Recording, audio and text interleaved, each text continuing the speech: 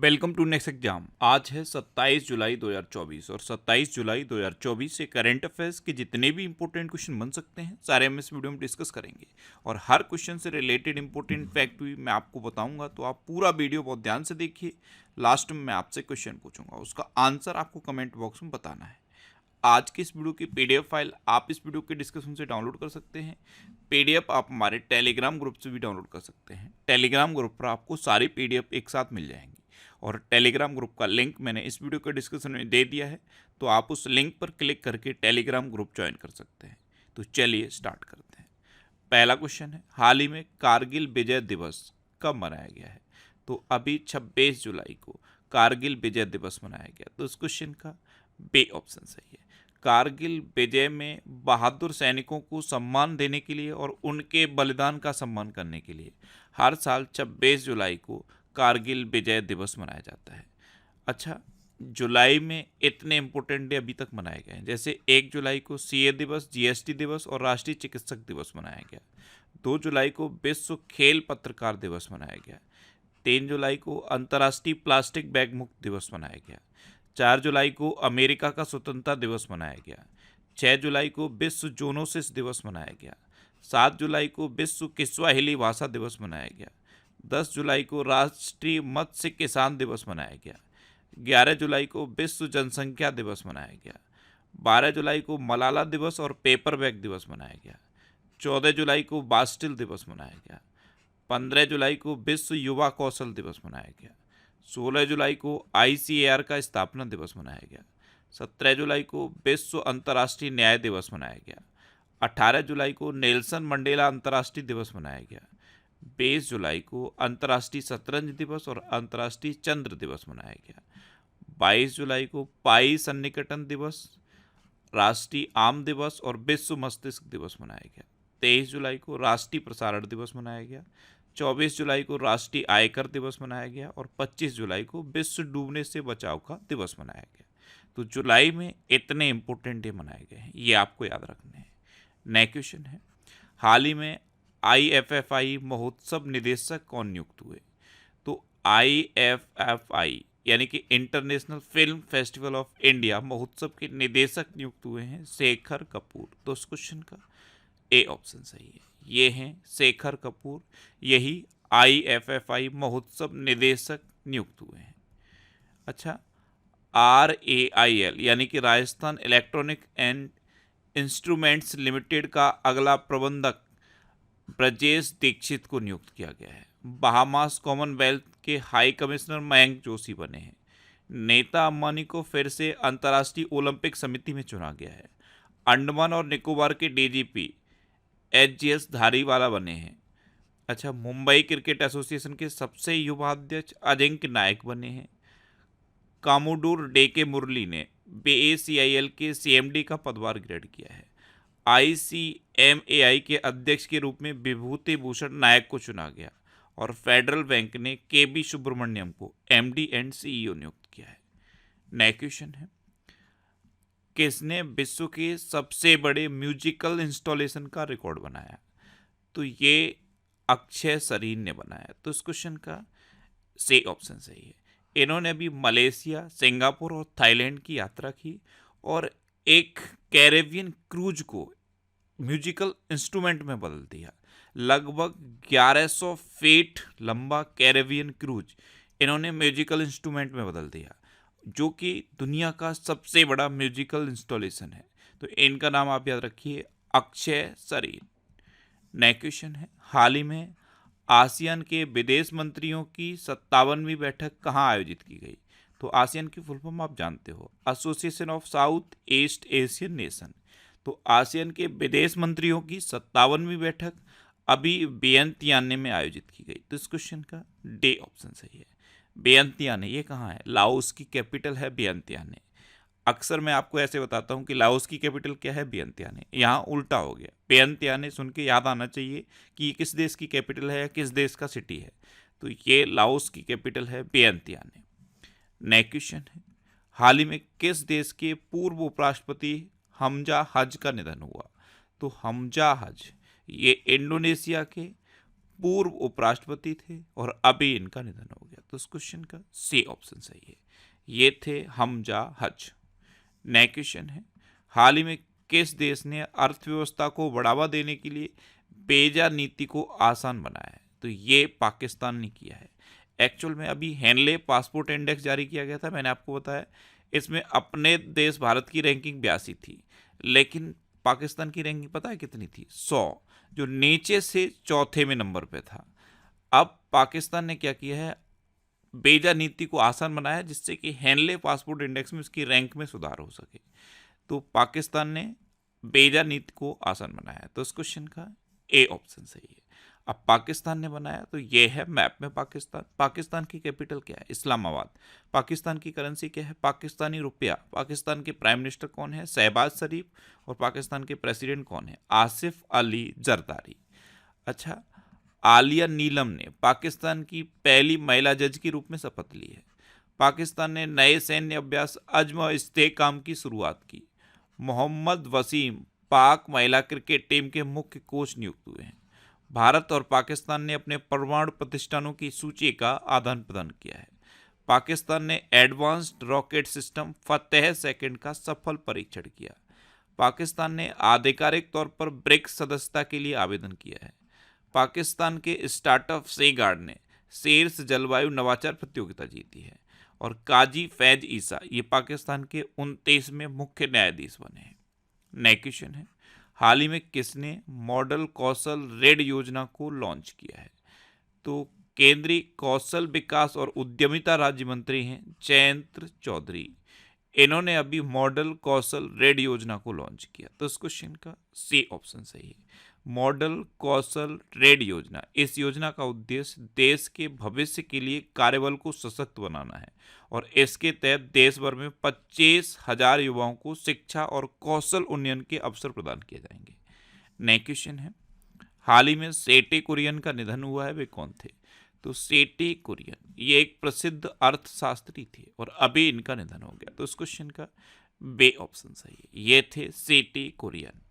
Next question है, हाल ही में किसने 4 वर्षीय स्नातक कोर्स बीटेक इन डिजाइन शुरू करने की घोषणा की? तो ये आईआईटी दिल्ली में नया कोर्स शुरू होगा, बीटेक इन डिजाइन। ये 4 वर्षीय स्नातक कोर्स होगा। तो इस क्वेश्चन का सी ऑप्शन सही है।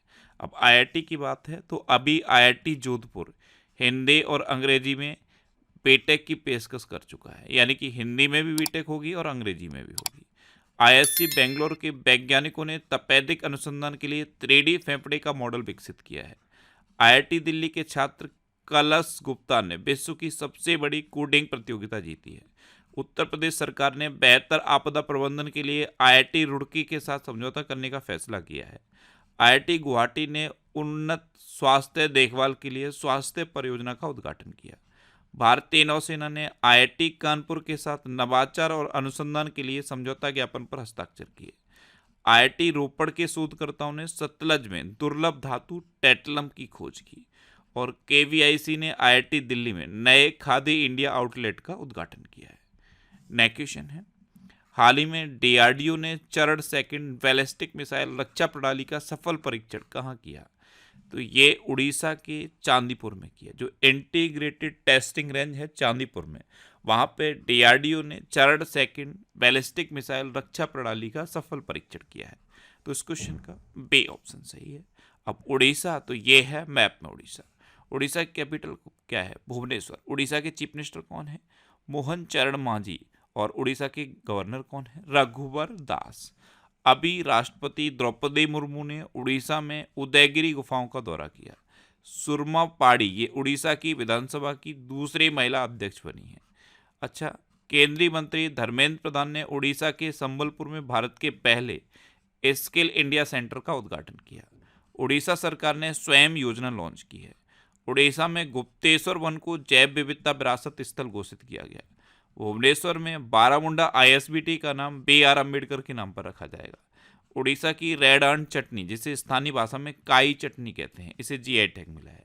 और उड़ीसा की मनीषा पाड़ी भारत की पहली वुमेन एट डी कैंप बनी। कौन बनी? Women at D camp.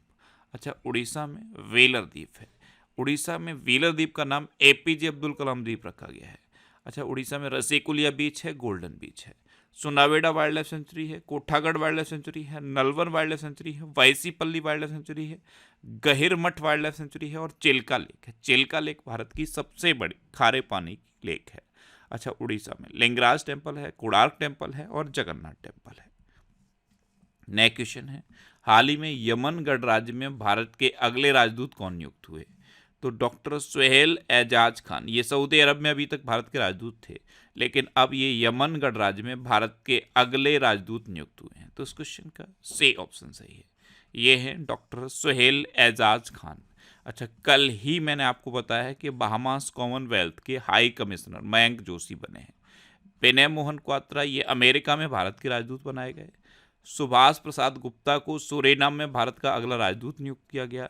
Malaysia में मुजफ्फर शाह मुस्तफ़ा को भारत में मलेशिया ने मुजफ्फर शाह मुस्तफ़ा को भारत में अपना उच्चायुक्त नियुक्त किया है। और सीताराम मेड़ा को नाइजर में भारत का अगला राजदूत नियुक्त किया गया है। नेक्स्ट क्वेश्चन है, कौन फेडे इंडिया जोन के अध्यक्ष चुने गए?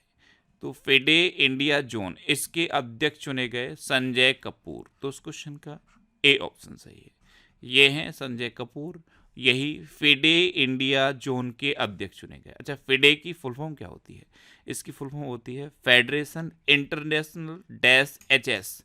ये फ्रेंच भाषा में लिखी है, वैसे इसे वर्ल्ड चेस फेडरेशन कहते हैं। इसकी जो फुल फॉर्म है ये फ्रेंच भाषा में है, लेकिन इसे वर्ल्ड चेस फेडरेशन कहते हैं। नेक्स्ट क्वेश्चन है, हाल ही में किस राज्य के मोइदम को यूनेस्को की विश्व धरोहर सूची में शामिल किया गया? तो मोइदम, इनके बारे में मैंने आपको बताया था, ये अहोम साम्राज्य के टेले हैं और लगभग 700 साल पुराने हैं।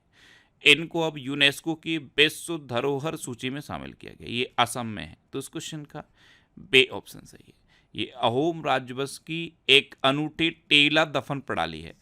ये हैं मोइदम, ये एक टीले हैं, ये ईंट पत्थर से बने हुए हैं और ऐसी मान्यता है कि अहोम राजवंश के जो राजा थे उनको यहाँ दफन किया गया था और ये विश्राम गृह के रूप में भी काम करते थे। नीचे ये खोखले हैं, तो इनको अब यूनेस्को ने विश्व धरोहर सूची में शामिल कर लिया है। ये भारत का 43वां साइट है जो विश्व धरोहर सूची में शामिल हुआ है और नॉर्थ ईस्ट का 3रा है। अगर नॉर्थ ईस्ट को देखोगे सिर्फ तो 3रा है। नॉर्थ ईस्ट में असम को शामिल किया गया था, फिर मानस को शामिल किया गया था, मानस नेशनल पार्क को शामिल किया गया था और अब मोइदम को शामिल किया गया है। अब ये असम में है, तो ये है मैप में असम। असम की कैपिटल क्या है? दिसपुर। असम के चीफ मिनिस्टर कौन है? हेमंता बिस्वा शर्मा। और असम के गवर्नर कौन है? गुलाब चंद कटारिया। अभी असम में न्याय प्रदान करने के लिए पहली गवाह संरक्षण योजना शुरू की गई। असम में बाढ़ राहत शिविरों में बच्चों के लिए स्कूल इन बॉक्स किट दी जाएगी। असम सरकार ने बाल विवाह को रोकने के लिए मासिक वजीफा देने की घोषणा की है। असम के जोरहाट में प्रधानमंत्री मोदी ने लाचित बोरफुकन की 125 फीट ऊंची प्रतिमा का अनावरण किया। प्रधानमंत्री मोदी ने असम और अरुणाचल प्रदेश को जोड़ने वाली सेला टनल का उद्घाटन किया। प्रधानमंत्री मोदी ने गुवाहाटी में खेलो इंडिया यूनिवर्सिटी गेम्स के 4थे संस्करण का उद्घाटन किया और खेलो इंडिया यूनिवर्सिटी गेम्स का शुभंकर क्या था? अष्टलक्ष्मी। अच्छा, काजी नींबू को असम के राजकीय फल के रूप में मान्यता दी गई। नेक्स्ट क्वेश्चन है, हाल ही में किसने अपना पहला व्यापक जलवायु परिवर्तन कानून पारित किया? तो ये दक्षिण अफ्रीका ने किया। तो इस क्वेश्चन का सी ऑप्शन सही है, दक्षिण अफ्रीका ने अपना पहला व्यापक जलवायु परिवर्तन कानून पारित कर दिया है। अब साउथ अफ्रीका, तो ये है मैप में साउथ अफ्रीका। साउथ अफ्रीका की 3 कैपिटल हैं, केप टाउन, प्रिटोरिया और Bloemfontein. Cape Town legislative capital है, प्रिटोरिया एग्जीक्यूटिव कैपिटल है और ब्लोमफॉन्टेन जुडिशियल कैपिटल है। साउथ अफ्रीका की करेंसी क्या है? South African rand. और साउथ अफ्रीका के प्रेसिडेंट कौन है? Cyril Ramaphosa. नेक्स्ट क्वेश्चन है, हाल ही में सरकार ने 31 मार्च 2027 तक देश भर में कितने प्रधानमंत्री जन औषधि केंद्र खोलने की घोषणा की? तो केंद्र सरकार ने 31 मार्च 2027 तक देश भर में 25,000 प्रधानमंत्री जन औषधि केंद्र खोलने की घोषणा की है। तो इस क्वेश्चन का बे ऑप्शन सही है। अब लास्ट वीडियो के क्वेश्चन का आंसर। लास्ट वीडियो मैंने आपसे क्वेश्चन पूछा था कि किस राज्य विधानसभा में एंटी पेपर लीक विधेयक पास हुआ? तो ये बिहार विधानसभा में पारित हुआ। तो उस क्वेश्चन का बे ऑप्शन सही था और लगभग सभी स्टूडेंट ने इसका आंसर सही दिया। मोस्टली स्टूडेंट ने इसके बारे में डिटेल में लिखा। मैं आपको एक बार फिर बोलूँगा, क्वेश्चन के बारे में आपको जितना ज़्यादा से ज़्यादा पता हो आप लिखा करो, क्योंकि जो चीज़ें आप लिख देते हो फिर उन्हें आप कभी नहीं भूलते। ये मैंने बजट के लिए वीडियो बनाया था। इस बार के बजट में एजुकेशन और एम्प्लॉयमेंट के लिए क्या क्या है ये पूरा डिटेल में मैंने इस वीडियो में बताया है। तो बजट 2024 फैक्ट स्टडी क्या सर्च करना है, बजट 2024 फैक्ट स्टडी, बस इतना आपको यूट्यूब पे सर्च करना है और आपको ये वीडियो मिल जाएगा। आप अगर किसी एग्ज़ाम की तैयारी कर रहे हो या अभी भी एजुकेशन में हो तो आपको पता चलना चाहिए कि हमारे बजट में एजुकेशन के लिए क्या है, एम्प्लॉयमेंट के लिए क्या है, इसलिए मैंने ये वीडियो बनाया है। इस वीडियो को आप एक बार देखिए। ये जुलाई के सेकेंड वीक का और ये जुलाई के फर्स्ट वीक का वीडियो भी मैंने बनाया है, इनको भी आप देखिए। अब आपके लिए रिवीजन के क्वेश्चन। अभी अंतरिक्ष अनुसंधान के बारे में वैश्विक सम्मेलन दक्षिण कोरिया में हुआ। हेनले पासपोर्ट इंडेक्स 2024 में सिंगापुर टॉप पर रहा और अपना देश भारत 82वें नंबर पर रहा। और इसी वीडियो में मैंने आपको बताया कि पाकिस्तान 100वें नंबर पर रहा, जो नीचे से चौथे नंबर पर है। अच्छा, 10वें अफ्रीकी देश के रूप में संयुक्त राष्ट्र जल कन्वेंशन में आइवरी कोस्ट को शामिल हुआ है। नूनो वोर्गेज ने स्वीडिश ओपन पुरुष एकल ट्रॉफी जीती है। जापान के वैज्ञानिकों ने जीवित त्वचा के साथ रोबोट का चेहरा डेवलप किया है। के चोकलिंगम को प्रतिष्ठित हंस वोन हेंटिंग पुरस्कार से सम्मानित किया गया। सिक्किम ने पर्यटक वाहनों के लिए कचरा बैग ले जाना अनिवार्य कर दिया है। प्रधानमंत्री मोदी को रूस का सर्वोच्च नागरिक सम्मान order of saint Andrews the apostle प्रदान किया गया। स्थानीय समुदाय की मदद से जैव विविधता दर्ज करने वाला पहला राज्य केरल बना है। अच्छा, स्मृति मंधाना और जसप्रीत बुमराह को जून 2024 का ICC player of the month चुना गया। पेरिस के ग्रेविन म्यूजियम ने भारतीय अभिनेता शाहरुख खान के सम्मान में गोल्डन कॉइन जारी किया है। भारत के राष्ट्रपति भवन में स्थित दरबार हॉल का नाम बदल के अब गणतंत्र मंडप कर दिया गया है। एक और हॉल है राष्ट्रपति भवन में अशोक हॉल, उसका नाम बदल के अशोक मंडप किया गया है। अच्छा, सुदर्शन पटनायक ने इंटरनेशनल सैंड स्कल्पचर चैंपियनशिप में स्वर्ण पदक जीता। अंडमान और निकोबार के डीजीपी HGS धालीवाला बने। विदेश मंत्री एस जयशंकर ने मॉरिशस में मैत्री उद्यान का उद्घाटन किया और मॉरिशस में ही भारत के बाहर पहले जल औषधि केंद्र का उद्घाटन हुआ है। भारतीय महिला पायलट भावना कंठ ने पिच ब्लैक सैन्य अभ्यास में भाग लेकर इतिहास रच दिया है। सैन्य प्रमुख मिन आंग वाइंग म्यांमार के कार्यवाहक राष्ट्रपति बने हैं। विश्व की 10 सबसे बड़ी कोयला खदानों में 2 भारतीय खदानें शामिल हुई हैं, जो छत्तीसगढ़ की गेवरा और कुसमुंडा है। और हाल ही में जारी फीफा रैंकिंग में अर्जेंटीना टॉप पर रहा और अपना देश भारत 124वें नंबर पर रहा। अब आपके लिए आज का क्वेश्चन है, भारत के राष्ट्रपति भवन में स्थित दरबार हॉल का नाम बदलकर क्या रखा गया है।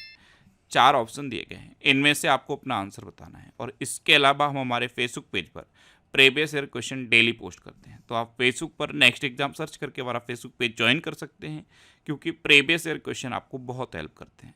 अगर आपको किसी क्वेश्चन में कोई डाउट होता है या आपको अपने करियर से रिलेटेड भी कोई प्रॉब्लम है, तो आप इंस्टाग्राम, फेसबुक और एक्स पर इंद्रेश आरसी सर्च करके आप मेरे साथ जुड़ सकते हैं और कोई भी डाउट, कोई भी confusion without any hesitation discuss कर सकते हैं। तो ये था आज का हमारा करंट अफेयर्स का वीडियो।